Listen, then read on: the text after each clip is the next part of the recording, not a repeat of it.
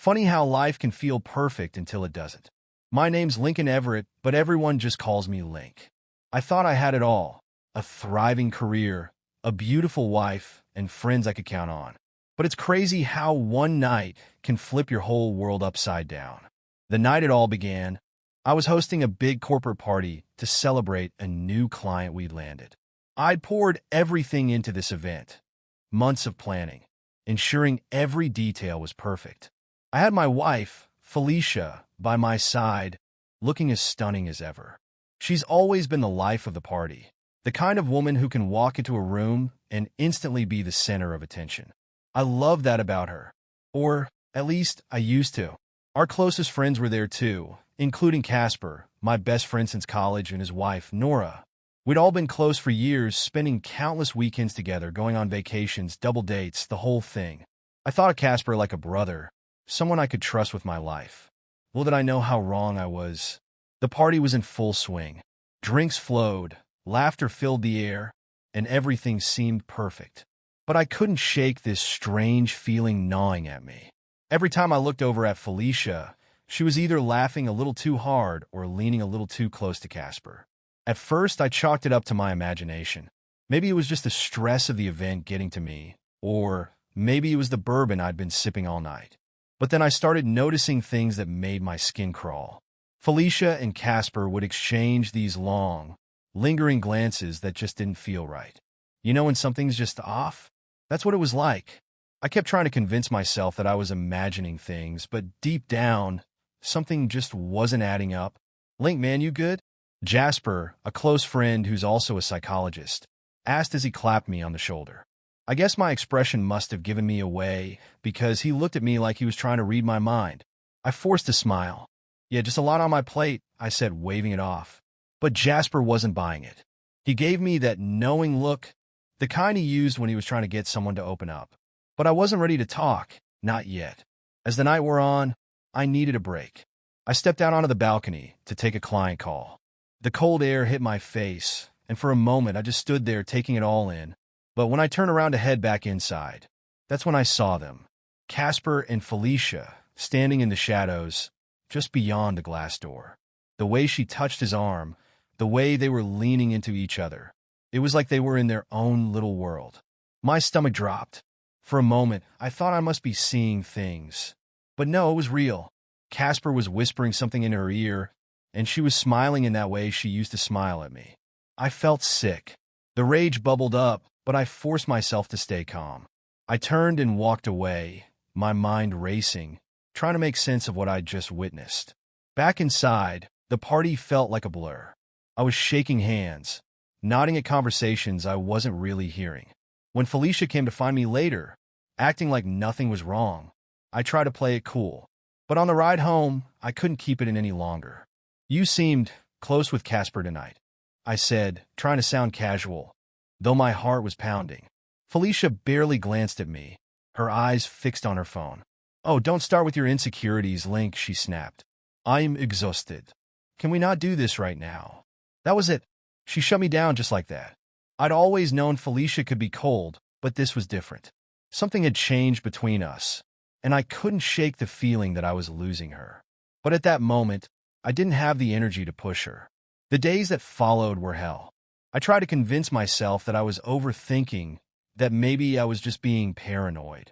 But every time Felicia's phone buzzed and she stepped out of the room to take the call, the knot in my stomach tightened. She was working late more often, claiming she had meetings that ran into the night. I wanted to believe her, but my instincts were screaming that something was wrong.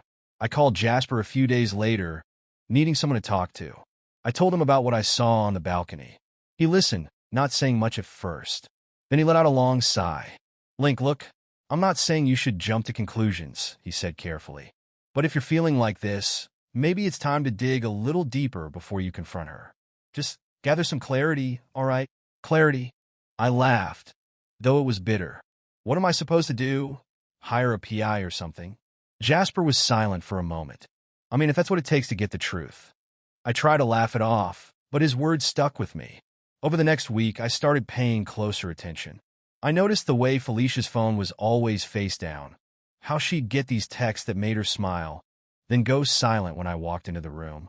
I told myself I was being ridiculous, that I was turning into one of those paranoid husbands who sees infidelity everywhere. But there was this voice in my head that kept saying, "You're not crazy. Something's going on." I wasn't ready to confront her just yet, but I knew one thing. If Felicia was hiding something, I was going to find out. And if it turned out that I was wrong, well, then I was prepared to eat crow. But in my gut, I knew. I just knew something was going on. You know that feeling when you just can't shake off the pit in your stomach? That's what it was like for me after that party. Every time Felicia's phone buzzed, or she left the house with a vague excuse, my mind went back to that moment on the balcony with Casper. It gnawed at me until I couldn't focus on anything else. I tried to let it go, tried to convince myself that maybe I was overreacting, but the doubts had already taken root. I couldn't stop wondering what she was really doing when she said she had late-night meetings or client dinners. That's when I decided to stop playing the clueless husband. I needed answers, real answers, not just vague reassurances or evasive replies from Felicia. So, one evening, after she'd gone to bed, I took her phone, praying she hadn't set up a new passcode. Luckily, she hadn't. My hands were shaking as I installed tracking software on her phone. I kept telling myself I wasn't crazy. I just needed proof, one way or another. The next few days were torture. I acted like everything was fine, plastering on a smile while my insides were churning. I kept checking the software logs, reading every message, tracking her location. It didn't take long for my worst fears to be confirmed. The app showed her meeting Casper at a hotel, multiple times, always under the guise of business meetings. There were texts between them that left no room for doubt. Words like, "I miss you," and "can't wait to see you again." It was a knife twisting deeper with every word. I couldn't take it anymore. I needed more than just text messages. I needed cold, hard evidence. That's when I hired Max Haynes, a private investigator recommended by Jasper. Max was a no-nonsense kind of guy, the kind who didn't ask too many questions. He got right to work, tailing Felicia and Casper. Within a week, he came back with photos, undeniable proof of their secret rendezvous. My wife and my best friend, wrapped up in each other like a couple of horny teenagers. I stared at those photos for hours, my blood boiling, my mind racing with thoughts of what to do next. I couldn't just blow up and confront her. No, if I was going to do this, I needed to be smart. I needed to hit back in a way that would hurt just as much as they were hurting me. In the middle of all this, Chloe, my assistant, started noticing the change in me. "Link, are you okay?" she asked one afternoon, her eyes filled with genuine concern. Chloe had always been a bit too friendly, always looking for an excuse to be around me. But now, her concern felt like more than just professional politeness. "You've been distracted lately. Is everything all right?" I wanted to tell her to mind her own business, but something stopped me. Maybe it was the loneliness or the fact that I needed an ally. So I let her in just a little. I told her I was dealing with some personal issues. She listened, her hand resting on my shoulder a little longer than necessary. "If you ever need to talk, or anything else," she whispered, her voice soft, almost seductive. I knew what she was hinting at, but I wasn't interested. Not yet anyway. Right now, I had bigger problems to handle. Besides, I wasn't about to start another mess while I was still swimming through the one I was in. Then came the anonymous text on my phone. "You don't know the half of it," the first one read. I had no idea who was sending them, but they seemed to know everything. They kept coming, dropping hints about Felicia and Casper. At first, I thought it might be Chloe, fishing for more information. But then I wondered, could it be Nora? Was she finally starting to suspect her husband? I decided to test that theory. I invited Casper out for lunch. He came in, all smiles, but I could see the tension behind his eyes. I went straight for the jugular. "Casper, I know about you and Felicia," I said, keeping my voice steady, my eyes locked on his. For a second, I saw the panic flash in his eyes, but he covered it up quickly. "You're crazy, Link," he laughed, shaking his head. "You've always been paranoid. Felicia and I are just friends." "Friends?" I shot back. "Friends don't meet up at hotels behind their spouses' backs." His face went pale, but he stuck to his story, doubling down, calling me paranoid, telling me I was overreacting. I knew he was lying, but without more, I couldn't tear him apart just yet. I went back to Jasper, fuming. "He's lying, Jasper. I know it, but I don't have enough to take him down. Jasper leaned back in his chair, thoughtful as always.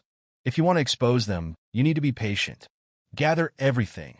When you strike, make sure it's a kill shot. That's when it hit me. I could use Nora. If she was already suspicious, I could push her over the edge. So, I set up a lunch under the pretense of discussing a business deal. It didn't take long for the conversation to shift. Nora, can I be honest with you? I think there's something going on between Felicia and Casper, I said, watching her face closely. Her eyes darkened. She was quiet for a moment, then nodded. I've had my suspicions, she admitted, but I never had proof. We decided to team up. She'd watch Casper. I'd keep tabs on Felicia. Together, we would uncover everything. At the same time, I started leaning more on Chloe. She was eager to help, more than happy to be a part of my plan. I can handle the tech stuff, she offered, eyes glinting with excitement. She was good at digging into things. She got access to Felicia's emails, her schedule, and helped me keep track of her movements. If I was going to take them down, I needed every bit of ammunition I could get. With Nora on one side and Chloe on the other, I was ready to bring Felicia and Casper's secret life crashing down. I just had to wait for the perfect moment to strike. But the deeper I got into it, the more I realized this was no longer about Felicia's betrayal. It was about me taking back control, about making sure they regretted every second they spent together behind my back. And if I had to burn everything down to do it, so be it. The moment I found Felicia's old laptop buried in the back of our closet, I felt like I had hit the jackpot. She must have forgotten about it, thinking it was just another piece of obsolete tech gathering dust. But to me, it was a window into the truth I so desperately needed. I brought it down to my office, shut the door, and powered it on. Surprisingly, it wasn't even password protected. Typical Felicia, always careless, thinking no one would ever dare question her. The first thing I did was dive into her emails. I was hoping to find something small, maybe a couple of flirty exchanges to confirm what I already knew, but what I uncovered was so much worse. Felicia and Casper's correspondence went back years. Over 2 fucking years. My heart pounded as I read email after email, each one worse than the last. She was pouring her soul out to him, telling him how trapped she felt in our marriage, how he made her feel alive again. I couldn't tear my eyes away from the words on the screen. Felicia had painted me as this controlling, lifeless husband who sucked the joy out of her. She wrote things like, "I can't breathe around him, Casper, but with you, I feel free." The worst part? Casper was eating it up, telling her he would always be there for her, that she deserved better. It was nauseating. I needed a drink, something to numb the rage building inside me. But instead of drowning myself in whiskey, I called Nora. She needed to see this. If I was going to take them down, I wasn't going to do it alone.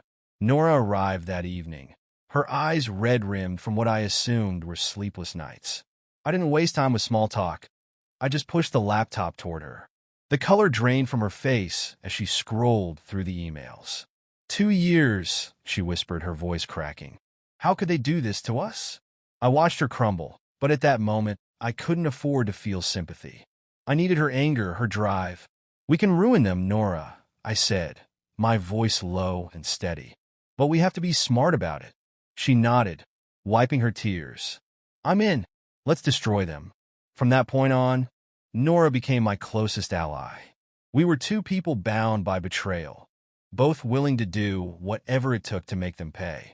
Max Haynes was already on my payroll, but now I doubled down on his efforts.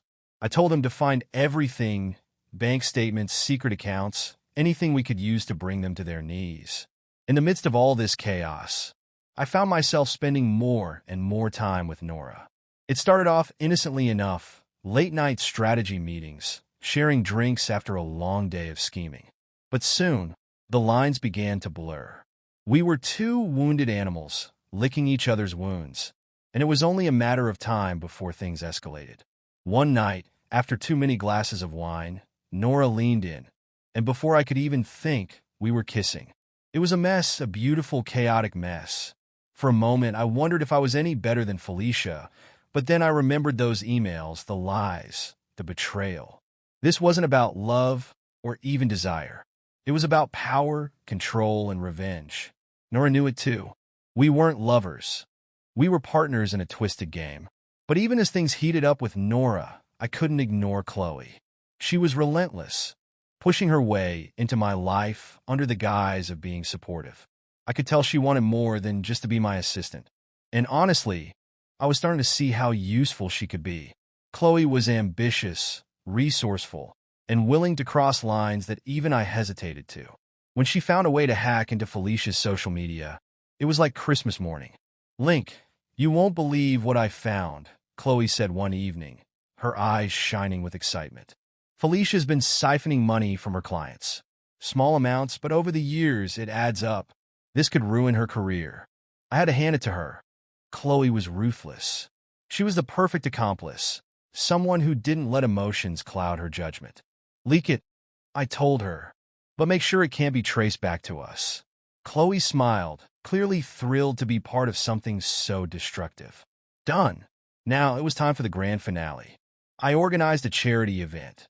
The perfect setting to humiliate Felicia and Casper in front of everyone who mattered. I made sure they would both be there, making it look like another one of my agency's regular social events. Felicia was all smiles, completely oblivious to the fact that I was about to tear her life apart. The night of the event, I made sure everything was set up perfectly. The guests were mingling, the champagne was flowing, and Felicia was basking in the attention, thinking she had everyone fooled. Casper was there too, acting like nothing was wrong, like he hadn't spent the last 2 years fucking my wife behind my back. I waited until the crowd was at its peak before I made my move. The projector screen lit up, and at first, everyone thought it was just another part of the evening's entertainment. But then, the messages appeared. Text after text, photo after photo, all laid bare for everyone to see. Gasps filled the room as the reality sank in. Felicia's face went pale, her eyes darting around, looking for an exit. Casper looked like he'd seen a ghost. Nora played her part perfectly, storming out of the event in tears, making sure everyone knew what a cheating bastard Casper was. The fallout was immediate. Within hours, Nora had filed for divorce, her lawyer already armed with everything we'd gathered. Casper was ruined. And Felicia? She was left with nothing. I initiated divorce proceedings that very night, making sure she would be left without a single cent to her name. It was over, or at least it should have been, but as I stood there, watching Felicia's life implode, I didn't feel the satisfaction I thought I would. Instead, there was just this hollow emptiness, a realization that maybe I destroyed a part of myself in the process. I left the party early that night. Nora wanted to talk, to see if this thing between us was real, but I couldn't deal with it. Chloe sent me a text as I drove away. We did it, but the victory felt shallow. The taste of revenge was bitter, and I couldn't shake the feeling that despite everything, I had lost far more than I had gained. But it didn't matter now. I was committed. There was no going back. I had burned everything to the ground, and all that was left was ash.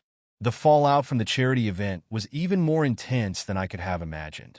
Felicia and Casper were utterly blindsided by the public exposure of their affair. The scandal sent shockwaves through our social circles, turning them into pariahs overnight. Friends who once fawned over Felicia and praised Casper's business acumen were now quick to distance themselves. And yet, instead of crumbling under the weight of the humiliation, they somehow grew closer, clinging to each other in a twisted show of unity. Casper, always the smooth talker, was quick to reframe the narrative. He started claiming that they were the victims of my unhinged campaign of revenge. Watching them try to salvage their reputations only fueled my rage. I couldn't stand the idea of them turning this around, making it seem like they were the ones wronged. That's when Amanda Tate entered the picture. She was a well-known journalist with a knack for getting to the bottom of high-profile scandals. She reached out to me, insisting she wanted to hear my side of the story. I was hesitant at first. Amanda was relentless, the kind of journalist who wouldn't stop digging until she uncovered every last secret. But I figured if I could control the narrative, I could further damage Casper and Felicia. We met at a secluded cafe, away from prying eyes. Amanda was sharp, her questions piercing right through the bullshit. "Lincoln, You've clearly gone to great lengths to expose their affair. But why keep going? Isn't it enough that everyone knows the truth? She asked, her eyes narrowing as she studied me. I leaned back, taking a moment to choose my words carefully. People like Felicia and Casper believe they can destroy others' lives without facing consequences, I replied. I just wanted them to experience what it's like to lose everything. Amanda seemed intrigued, but I could tell she wasn't buying the whole story. She was fishing for something deeper, a crack in my resolve that she could exploit. I had to be careful around her. One slip, and she could turn the spotlight on me. While Amanda was busy trying to unravel my motives, I decided to hit Casper where it hurt the most, his finances. I used my connections to leak rumors about financial instability in his sports club. Peter Connolly, his business partner, began to panic as the whispers grew louder. Investors were scared, and it wasn't long before they started pulling out, leaving Casper struggling to keep his business afloat. But as I pushed forward with my revenge, things with Nora started to unravel. The divorce process was wearing her down, and the stress was taking its toll. At first, she was fully on board with destroying Casper and Felicia, but I could see her starting to crack. She was drinking more, her mood swings becoming more erratic. One evening, I went to check on her, and she was a mess. "Link, what have we become?" She slurred, her eyes bloodshot.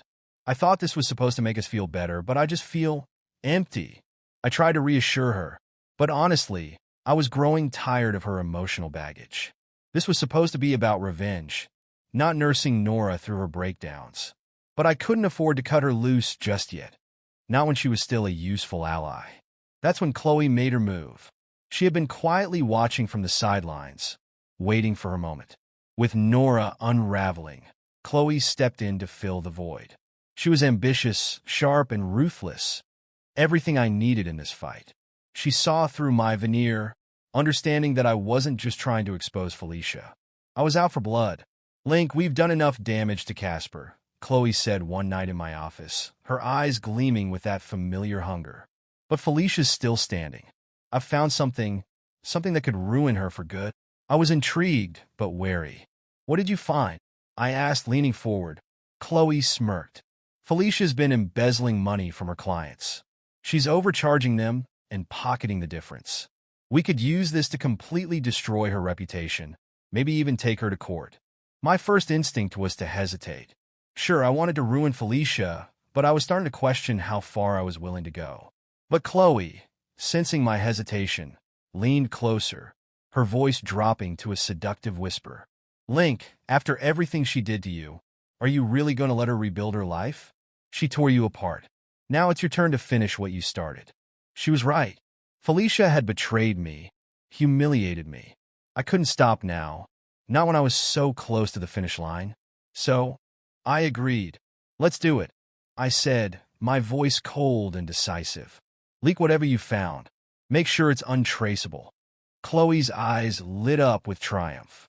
She was eager to get her hands dirty, and honestly, I needed someone like her. With Max Haynes back on the job, we dug deeper into Felicia's financial dealings. What we found was even worse than I expected. Felicia was neck-deep in fraud, her entire business built on lies and theft. The evidence was overwhelming, enough to bring her down completely. But as Chloe and I worked to gather everything, I started to feel a strange emptiness creeping in. I was so consumed with destroying them that I hadn't stopped to consider what it was doing to me. But there was no turning back now. Chloe was relentless, feeding off my anger and pushing me to go further. And maybe she was right. Maybe the only way to find peace was to burn everything to the ground. In the end, it wasn't just about revenge anymore. It was about making sure that Felicia and Casper never found a moment of happiness again. I was going to strip them of everything they held dear, even if it meant losing the last remnants of my own humanity in the process. By this point, my life had become a relentless cycle of planning, plotting, and executing revenge. It was like a drug. Every hit I delivered to Felicia and Casper gave me a rush, a sense of control that I desperately craved. But as my focus sharpened on them, everything else in my life began to fall apart.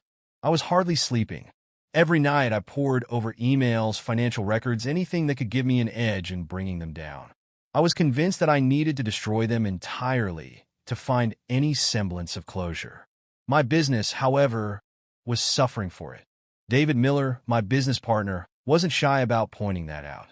"Link, we're losing clients," he told me one morning, frustration etched across his face. "Your head's not in the game anymore. Evelyn Marsh is ready to pull out of her contract unless you prove that you're committed." Evelyn Marsh was one of our biggest clients, a high-profile fashion mogul whose account was worth millions. But I couldn't bring myself to care. All I could think about was what Felicia and Casper were up to, how they were trying to spin their side of the story. "I'll handle it," I told David dismissively, brushing him off. But he didn't look convinced, and frankly, neither was I. My obsession had spiraled out of control. I was so consumed by this twisted vendetta that I didn't even see the other fires burning around me until they were nearly out of control. That's when Detective Marcus Reynolds came into the picture. I was in the middle of another sleepless night when my phone rang. "Mr. Everett, this is Detective Reynolds. We need to talk," came the stern voice on the other end. He wasted no time getting to the point. "Felicia has filed a harassment complaint against you. She claims you've been stalking her." For a moment, I was speechless. Felicia, playing the victim again. I could almost see the smug smile on her face as she signed the complaint. "This is bullshit," I spat into the phone. "I've been gathering evidence." "Evidence or stalking?" Reynolds interrupted. "Be careful, Mr. Everett. If you step out of line, I'll make sure you face the consequences." As soon as the call ended, I slammed my fist against the wall. Felicia was trying to turn the tables on me. And the worst part was, it was working, but I wasn't done yet. If she thought a police report would slow me down, she had no idea who she was dealing with. Amidst all this, Chloe kept pushing her way deeper into my life. She was relentless, always whispering in my ear about how we could take Felicia and Casper down completely. But now, she was also hinting at something more. "Link, we're good together," she said one night as we pored over yet another batch of Felicia's stolen emails. "We could take this partnership beyond just revenge." I knew what she meant. I could see it in the way she leaned in closer, the way her hand lingered on my shoulder. But I wasn't ready to go there. Not with Chloe, and certainly not with Nora's shadow still looming over me. Chloe was convenient, ruthless, and dangerous. But deep down, I knew letting her get any closer would be a mistake. While I was trying to figure out where I stood with Chloe, Nora was slipping through my fingers. She had started drinking heavily, and I could feel her resentment growing. I didn't realize how bad it had gotten until one day she showed up at my place, her eyes wild and red. "I want to see Felicia," she blurted out, swaying slightly on her feet. My stomach dropped. "You did what?" "I needed answers, Link," she cried. "I wanted to know why she did it, why Casper. And you know what she told me? That you're just using me, that I'm nothing but a pawn in your sick little game." Felicia, always the manipulative bitch, had turned Nora against me. Nora's face was flushed with anger and betrayal. "You're no better than them," she spat. "All you care about is destroying their lives, and you're dragging me down with you. I'm done, Link.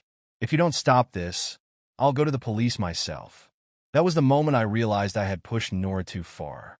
She was a loose cannon now, and if she went to Detective Reynolds, it would all be over.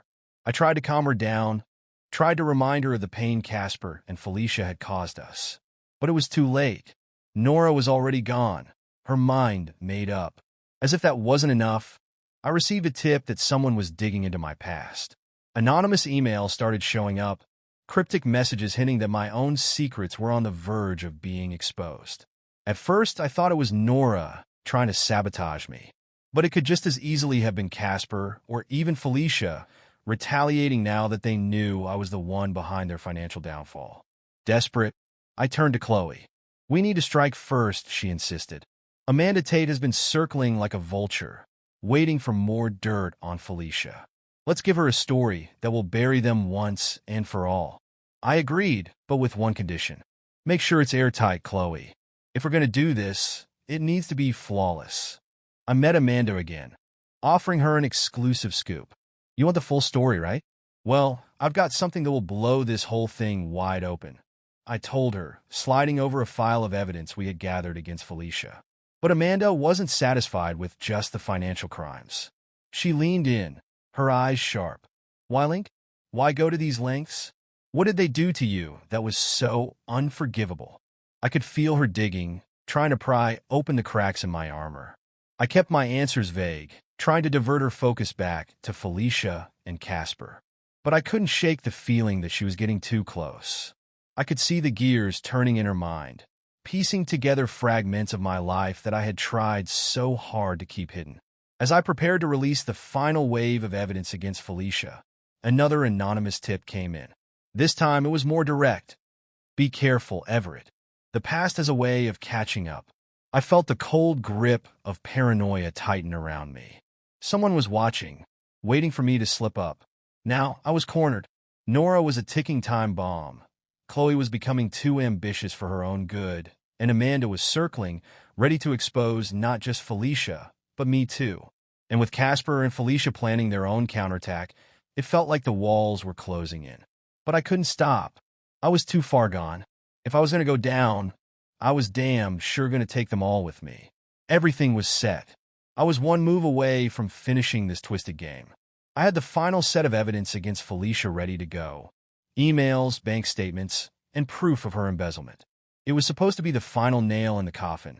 But just as I was about to release it, everything came crashing down. I received an email from an unknown sender. It contained a series of messages between Chloe and Casper. At first, I thought it was some kind of sick joke, but as I read on, the sickening truth settled in. Chloe, my most trusted ally, had been playing both sides all along. She had been feeding Casper information about my plans in exchange for money, a hefty payout to secure her own future once everything blew up. The rage was immediate, like a white-hot fire coursing through my veins. I stormed into my office where Chloe was busy at her desk, as if nothing was wrong. You think I wouldn't find out? I hissed, throwing the printed emails onto her desk. Chloe didn't even flinch. She looked up at me with that same cool, confident smile she always had. "Oh, Link, you really thought you could trust me?" she said with a chuckle. "I was never in this for you. I was in it for me. You were just a means to an end." I wanted to strangle her right then and there, but all I could do was clench my fists, my nails digging into my palms. "You're finished here," I said through gritted teeth. "Pack your things and get the hell out." But Chloe had already planned her exit strategy. As I watched her leave, my phone started buzzing nonstop. News alerts, emails from clients, messages from David Miller. It was chaos. Chloe had leaked sensitive information about my company to the press. Damaging rumors about my agency's finances were spreading like wildfire, and Evelyn Marsh, my most valuable client, was pulling out. "Link, what the hell is going on?" David's voice was frantic on the phone. "We're hemorrhaging clients. I can't keep doing this." And just like that, David, my last ally, cut ties with me. My company was crumbling before my eyes, and there was nothing I could do to stop it. But it didn't end there. Nora's betrayal was the final nail in the coffin. I should have known better than to trust her, especially after how I'd used her. Detective Marcus Reynolds called me in for questioning. "We have evidence that you've been using illegal surveillance software to spy on your wife," he said, his eyes never leaving mine. I tried to deny it, but they had everything: digital trails, anonymous tips, and Nora's testimony. I was facing potential charges, and the walls were closing in fast. While I was being investigated, Felicia and Casper filed a lawsuit against me for defamation, claiming that my obsessive campaign had caused irreparable harm to their reputations and businesses. My lawyers advised me to settle out of court, but the damages were enough to drain whatever funds I had left. And then came Amanda Tate's final blow. The article she published was a masterpiece of character assassination. It laid out every sordid detail of my descent into madness, my obsession with revenge, my manipulations, and the trail of destruction I had left behind. The public lapped it up. Overnight, I became a pariah, the subject of tabloid headlines and social media memes. I was finished. With my business in ruins, Nora gone, and Chloe having disappeared with her payout, I was left with nothing. I spent my days in the empty house that Felicia and I had once called home, wandering through rooms that now felt like a mausoleum. I tried calling Nora, but she had blocked my number. She wanted nothing to do with me. Even Max Haynes, the private investigator I had relied on, had distanced himself. But one evening, he showed up unannounced. "Link," Max said, his voice tinged with something almost like pity. "I've seen a lot of guys get consumed by revenge, but you took it to another level. Was it worth it? You lost everything, man." I didn't have an answer. I just stared at the empty bottle of whiskey in my hands, wondering how it had come to this. Max left, shaking his head, and I was alone again, surrounded by nothing but the echoes of my own mistakes. Then late one night, I received another email. It was from an anonymous sender. The subject line simply read, "A happy ending after all?" My hands shook as I opened it. The email contained a single photo, Felicia and Casper, smiling together on some sun-soaked beach, looking happier than ever. Below the photo was a single line of text. In the end, was it worth it? I stared at that message for what felt like hours, the words burning into my mind. I had ruined myself trying to destroy them, but in the end, they had found a way to move on. Meanwhile, I was left with nothing but the ashes of the life I had burned down. I wanted to reply, to scream, to smash my laptop against the wall. But all I could do was laugh, softly at first, then louder until the sound filled the empty house. It was a bitter, hollow laugh, the kind that comes from a man who has nothing left to lose. In the end, I had won nothing. Not closure, not satisfaction. Just the cold, hard truth that I had become the very thing I hated most. And there was no one left to blame but myself.